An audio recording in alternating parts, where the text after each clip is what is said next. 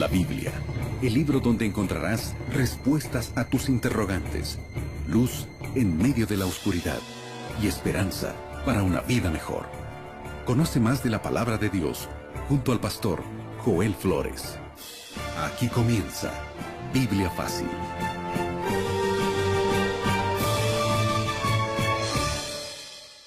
Y así comenzamos Biblia Fácil, este programa donde a la luz de la Biblia y de tantas evidencias respondemos a las más variantes preguntas que todos los seres humanos nos hacemos en la vida. Bienvenido a un capítulo más de esta temporada llamada Evidencias, y desde aquí te abrazamos y te agradecemos por permitirnos acompañarte y por estar en sintonía de este programa. Y juntos ya nos colocamos también en sintonía con Dios a través de su palabra y a través de la oración. Bienvenido, grande abrazo, y quiero saludar a Aileen, con quien compartimos este espacio. ¿Cómo estás, Aileen? Muy bien, Pastor Joel, qué gusto poder saludarlo y saludar a nuestros queridos amigos que nos acompañan programa a programa con el deseo genuino de conocer más de la palabra de Dios. Quédate con nosotros que el tema de hoy, como siempre aquí en Biblia Fácil, estará imperdible.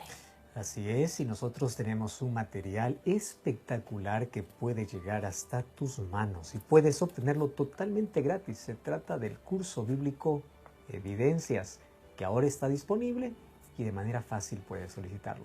Así es, Pastor Joel, amigos, este hermosísimo material que yo tengo en este momento en mis manos, titulado Evidencias, es el curso bíblico que, por cierto, estamos desarrollando en esta temporada aquí en Biblia Fácil. Y este curso bíblico que contiene 14 capítulos que te ayudarán a aclarar muchísimas dudas sobre temas profundos de la palabra de Dios, sobre temas simples, sobre aquellas dudas que tú tienes y te preguntas, ¿será que la Biblia tiene una respuesta? Bueno, el curso bíblico Evidencias te ayudará a estudiar la Biblia de una forma dinámica y muy amena.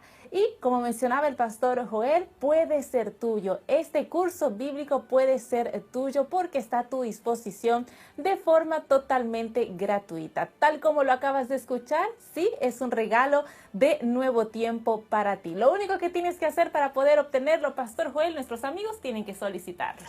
Y se solicita de una manera muy sencilla. Toma ahora tu teléfono celular y envíanos un mensaje a este número de WhatsApp, más 5512 9810 1460. Te repito una vez más, más 5512 9810 1460. Envía allí y tu pedido, tu solicitud, y estaremos entregándote el curso totalmente gratis. O también puedes ingresar a este sitio web, estudielabiblia.com. James Francis escribió una linda composición sobre Jesucristo que se hizo famosa. Y esta llevaba por título Una vida solitaria. Un párrafo de aquello que escribió dice lo siguiente: He aquí un hombre que nació en un pueblo casi desconocido, hijo de una mujer humilde, creció en un pueblo diferente, por 30 años trabajó como carpintero y durante 3 años fue un predicador itinerante. Nunca tuvo un hogar, nunca escribió un libro, nunca tuvo una posición destacada, nunca tuvo familia, nunca fue a la universidad, nunca pisó una ciudad grande, nunca estuvo a más de 300 kilómetros de la ciudad donde nació, no tenía nada para presentar como credencial excepto él mismo. Y aún siendo joven, la opinión pública estaba en su contra. Sus ejecutores sortearon la única posición terrenal que él tenía, una túnica. Cuando murió, fue bajado de la cruz y sepultado en la tumba de un amigo que fue conmovido por la piedad. Pero él concluye ese párrafo diciendo así: han pasado 19 siglos y él es la figura central de la raza humana y el líder de la marcha en progreso.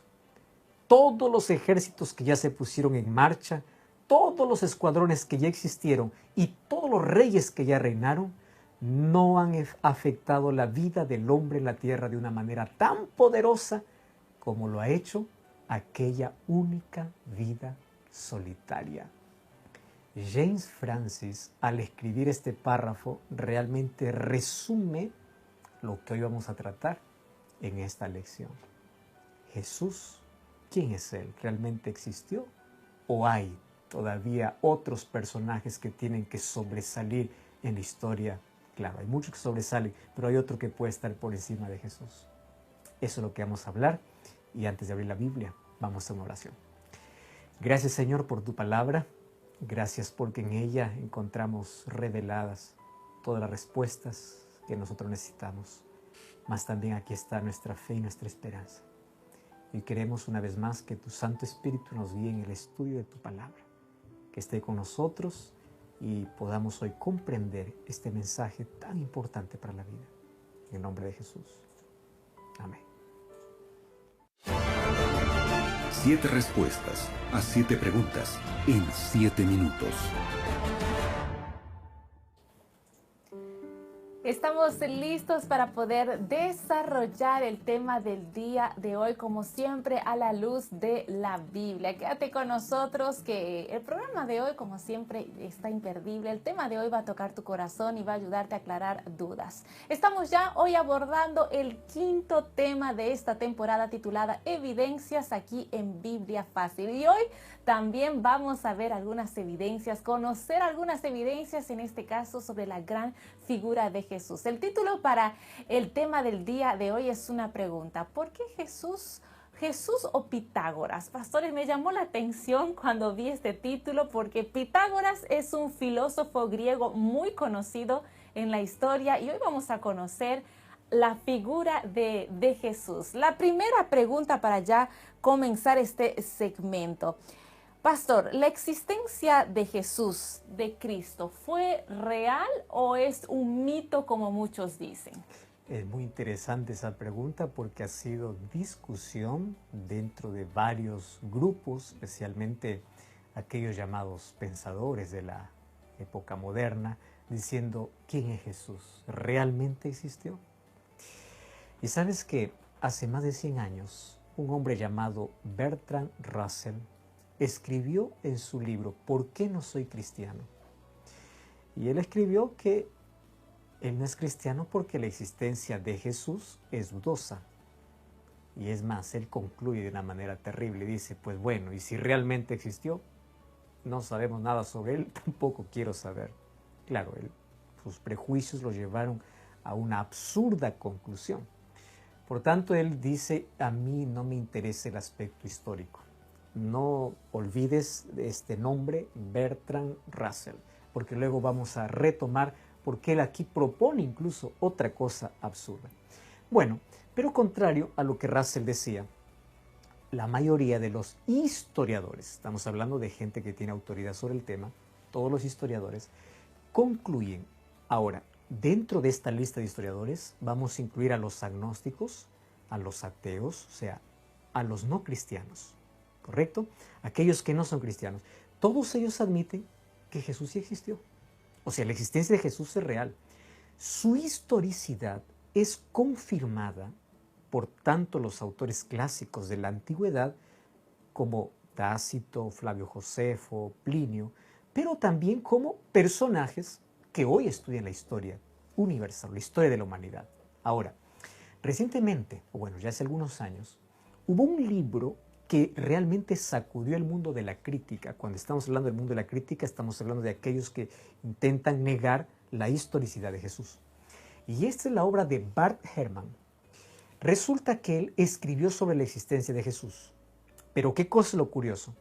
Resulta que Bart Ehrman, él es un escéptico, porque él se resiste a creer en los milagros y en la divinidad de Cristo. Pero, ahí viene el pero, sorprendió mucho cuando él en su libro defiende de manera vigorosa, enérgica, la realidad histórica de Cristo. Él puede decir, yo no creo en milagros, no creo en que Jesús es Dios, todo, pero siendo agnóstico, él dice, Jesús sí existió. Inclusive él coloca tantas evidencias, obviamente fuera de la Biblia, pero evidencias históricas. Y él abordó diversos temas que envuelven la historicidad de Jesús, y lo confrontó incluso con aquellos argumentos de sus propios colegas escépticos. O sea, un escéptico confrontando a los escépticos, aquellos que niegan que Jesús existió, Este escéptico contradice a sus colegas, sus compañeros, dice no, históricamente, señores, sí existió. Muy bien.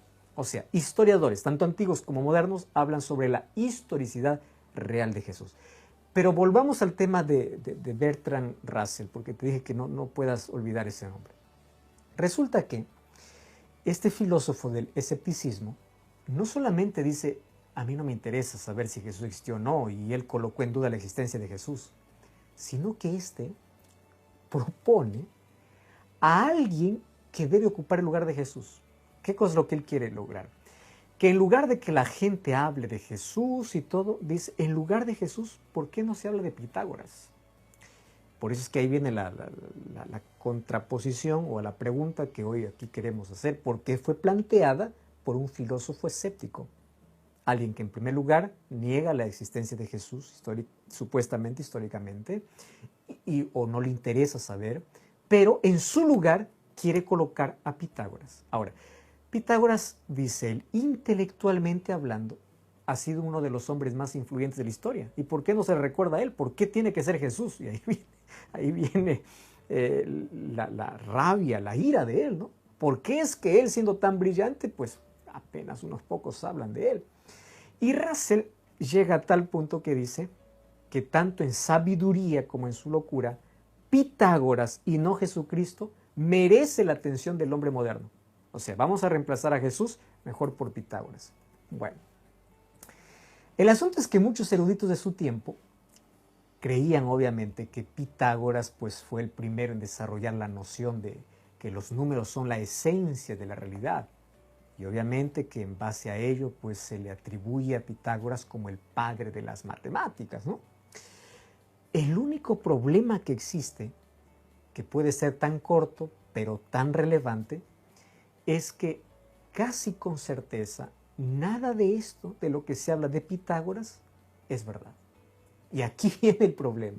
Mira, ve, a diferencia de las investigaciones históricas que revelan que Jesús sí existió, resulta que hay una considerable parte de académicos que plantean serias dudas sobre la existencia de Pitágoras.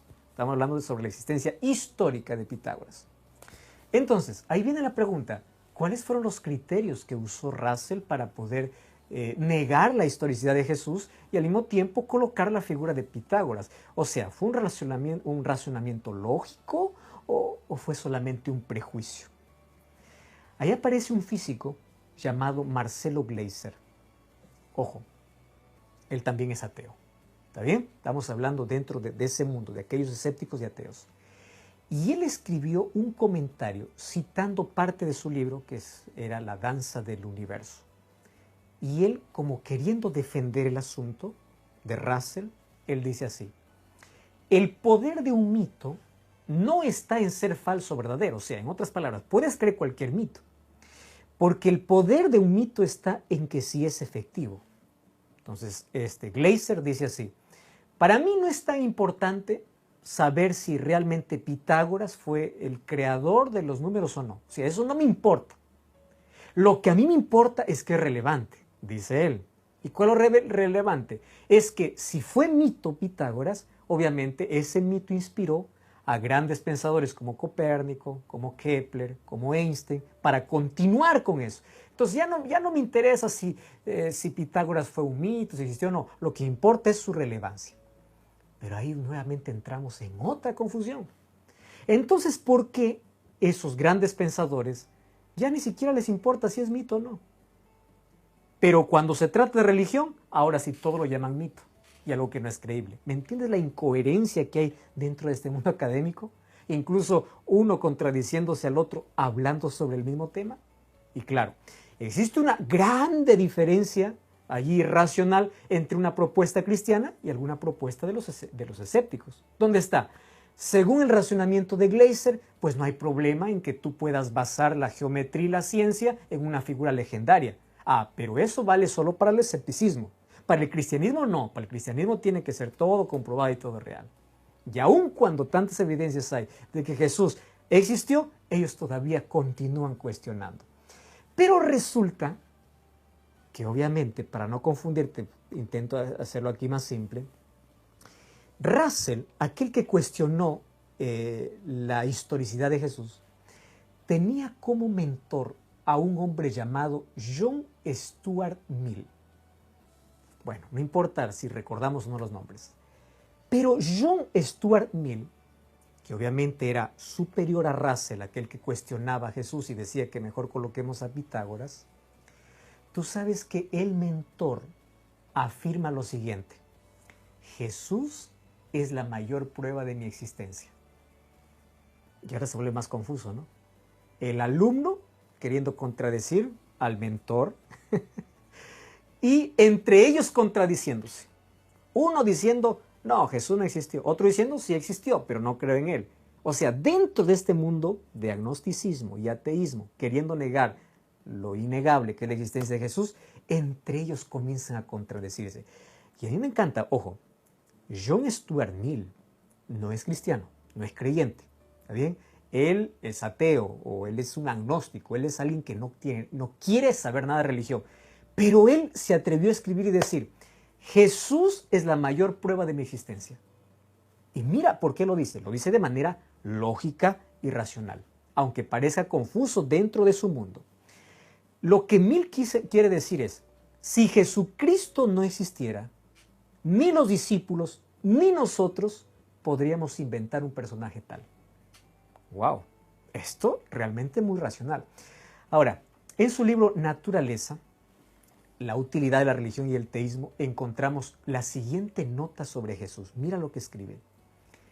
Es inútil decir que Cristo, como se describe en los evangelios, no fue una figura histórica. Ojo, él dice que existió. Y que no sabemos cuánto de lo que es admirable de él ha sido superpuesto por la tradición de sus seguidores. O sea, él existió, pero a mí me encanta, como un agnóstico escribe, y dice así, después de todo, ¿quién de entre sus seguidores o entre sus discípulos sería capaz de inventar todo lo atribuido a Jesús o imaginar su vida y revelar en los evangelios? No pueden ser los pescadores de Galilea. No puede ser el apóstol Pablo, cuyo carácter e idiosincrasia era totalmente diferente, menos aún los primeros escritores cristianos, en los cuales nada es más evidente que el bien que hay en ellos. Entonces, todo vino, como ellos siempre profesaban, a partir de una fuente superior. Un agnóstico está diciendo lo siguiente: Jesucristo existió, históricamente existió. Que yo no lo acepte como Dios es otra cosa, pero históricamente existió. Entonces, concluyendo y cerrando esta pregunta, o respondiendo a esta pregunta, quiero cerrar con lo que escribió Lewis en su libro Cristianismo Puro y Simple. Y este es un asunto serio. Él dice así: estoy intentando impedir que alguien repita la remarcada tontería que muchos dicen de Jesús. Lewis es muy fuerte y recordemos que él fue ateo y luego se convirtió al cristianismo. Y él dice así: hay algunas personas que dicen, yo estoy dispuesto a aceptar que Jesús existió como un ser o como un personaje histórico, como un maestro de la moral, pero no lo acepto como Dios. Y él dice, no caigas en esa tontería. ¿Cómo alguien como Jesús pudo haber dicho cosas que dijo si no era Dios? Entonces, de nada sirve de que podemos enumerar aquí varios historiadores, varios filósofos, varias personas cristianas diciendo, sí, yo admiro a Jesús, Él existió. De nada sirve, dice él, si finalmente no lo va a aceptar. Ahora, hay varios hombres notables importantes que afirman la existencia de Jesús, como Ernest Renan, Lord Byron, Spinoza, en fin. O sea, todos, aunque no creen que es Dios, todos mantienen una admiración extrema porque realmente Jesús existió. Entonces, ante esa teoría de que Pitágoras puede estar en lugar de Jesús, es simple un pobre y triste argumento que no tiene fundamento. Me quedo pensando, ¿será que tal vez hay otras evidencias históricas de la existencia de Jesús? Yo creo que hay muchísimas. En realidad este tema es bastante profundo, ¿no es así? Así es, y hay muchísimas. Y aquí quiero colocar algunas de esas evidencias históricas sobre la existencia de Jesús. Mira, algunos podrían suponer que realmente el Jesús, como mencionan los evangelios, no existió, que fue fabricado, que los cristianos lo hicieron porque querían fabricar una teología. Pero aquí quiero mencionarte algunas razones por el cual el Jesús de la Biblia no es un Dios fabricado en la mente, o no es un Jesús fabricado en la mente. Claro que Él es Dios. Ahora, te voy a dar algunas evidencias. Número 1, eso está comprobado. El estilo literario escogido para describir a Jesús no es de una leyenda ni de una biografía de un famoso. Pero te voy a dar las razones, ¿correcto? Primero, esto no coincide con una leyenda. Una leyenda tiene otros elementos que no entran en el relato sobre Jesús. Pero tampoco es, digamos, una biografía de un personaje famoso. ¿Por qué razón? Mira, ve. Los que escriben sobre Jesús llaman a sus libros evangelios. Y evangelium en griego significa buena nueva. Y, o sea, oficial, históricamente real. Porque inclusive antiguamente se escribían esto para describir a un personaje histórico grande. Lo mismo se escribió con Augusto César y nadie discute que él existió, ¿correcto? Nadie discute eso. Pero obviamente más o menos lleva esa misma línea literaria para describir un personaje, no para poder dar una biografía de un famoso ni para poder inventar una leyenda. Primero, por el estilo literario.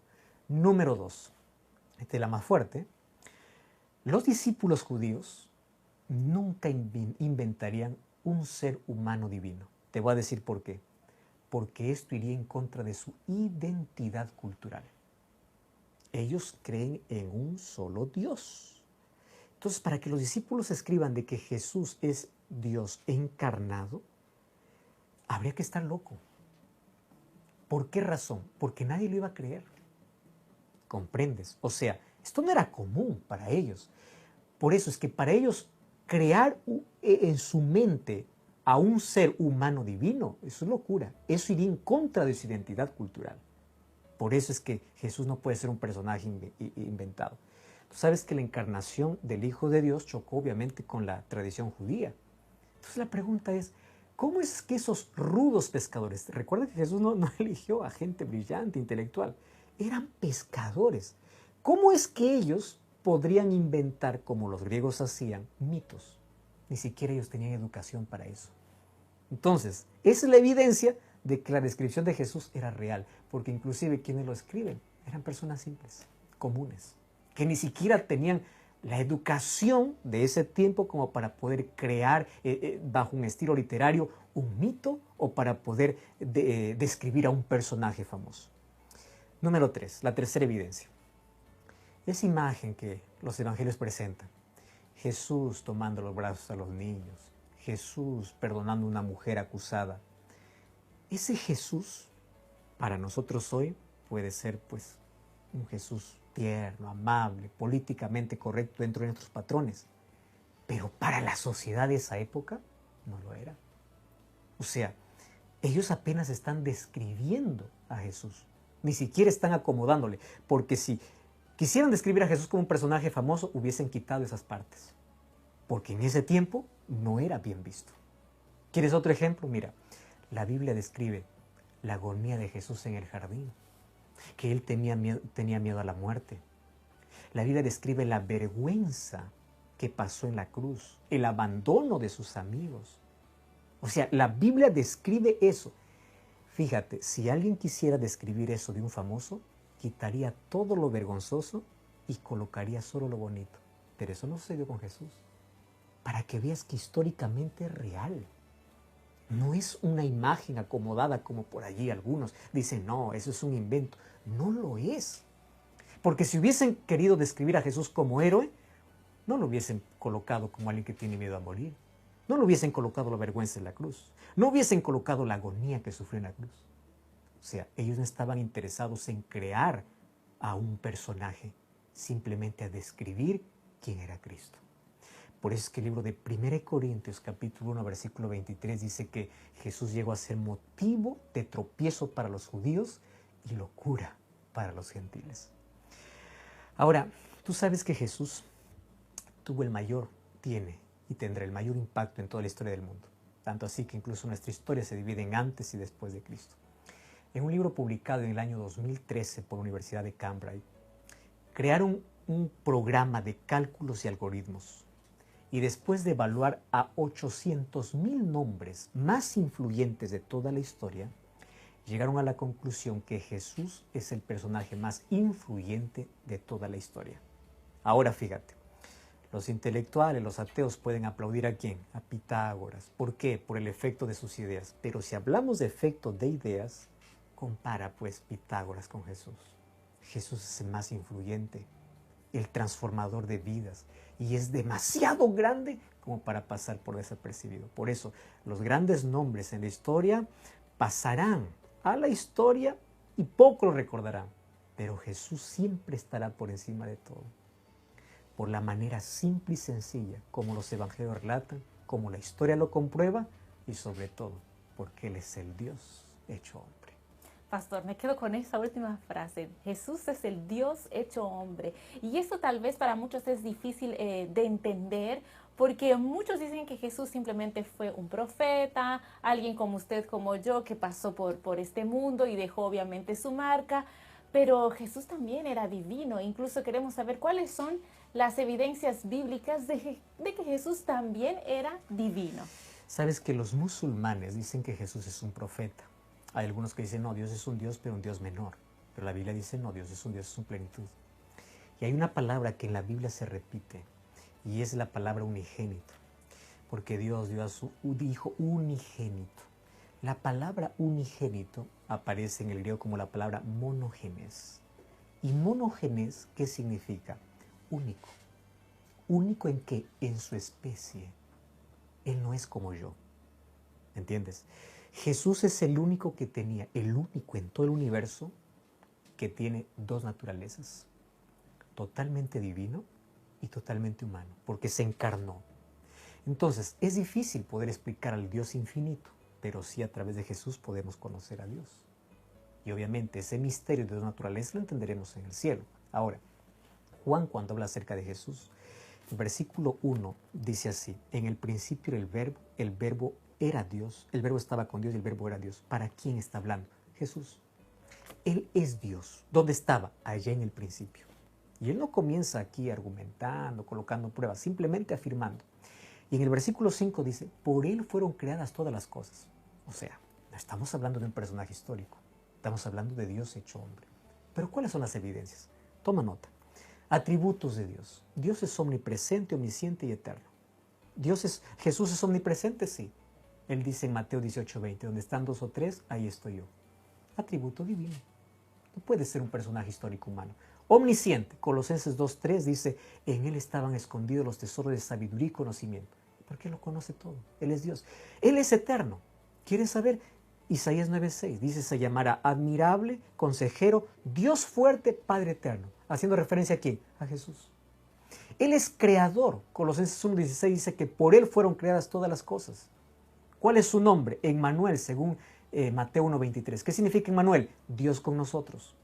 Tú sabes que en Isaías 43 dice, preparad el camino a Jehová. Y en Mateo 3:3 dice que ese Jehová mencionado en el Antiguo Testamento, ¿quién es? Es Jesús. Por eso Jesús es Dios. Él dice, yo y el Padre uno somos. Él dijo en Juan 8:58, antes que Abraham fuese, yo soy. ¿Y sabes cuál es la mayor evidencia que Él es Dios? Porque Él es el único que puede ser adorado y la Biblia lo dice. Y a nadie más se puede adorar si no es a Dios. Hebreos 1:6 dice, adórenle todos los ángeles de Dios. Por eso es que Jesús es Dios y hay tantas evidencias para ello. Ahora, ese Jesús hoy quiere ser tu Salvador y quiere entrar en tu corazón. No es un personaje histórico. Acéptalo como tu Salvador y Dios. ¿Podemos orar? Querido Dios, en tu palabra encontramos tantas evidencias de quién eres. Aceptamos a Jesucristo como nuestro Salvador y a partir de hoy queremos vivir contigo y para ti. Toma nuestra vida, acepta nuestra entrega en el nombre de Jesús. Amén.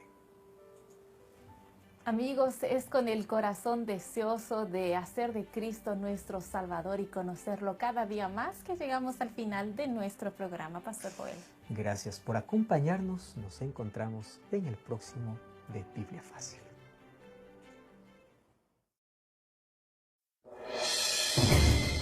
Así concluimos Biblia Fácil. Continúa en sintonía de Radio Nuevo Tiempo, la voz de la esperanza.